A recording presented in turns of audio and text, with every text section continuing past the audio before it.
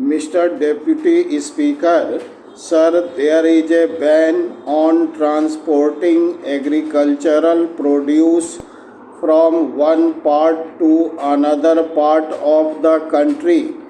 During the last session, the Honorable Minister had announced that this ban will be lifted, but it has not been done till now. The farmers are unable to take their produce to any part of the country as a result of total neglect towards agriculture. The allocation given to this field has decreased from 4% to 3% in the annual plan outlay. The allocation for National Bank for Agriculture and Rural Development is going down in every annual plan in comparison to the annual plan of 1992 to 93.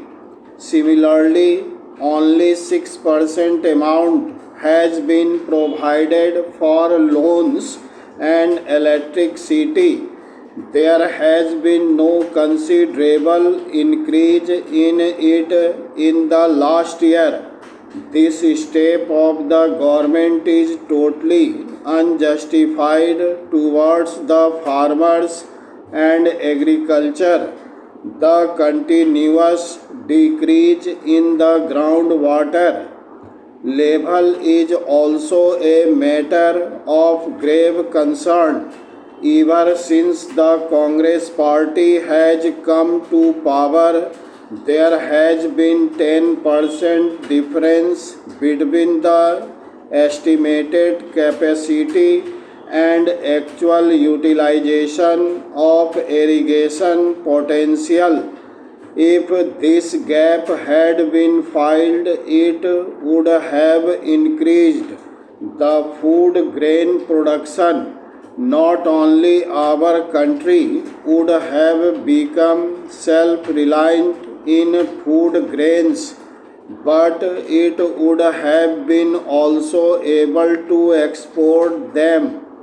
Several big projects are lying pending, and near about 70% of land is deprived of irrigation. Same is the condition of forest areas also.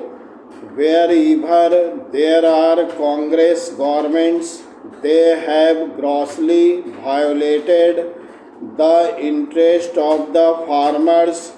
The network of multinational companies is spreading in our country, which will create problems for the farmers.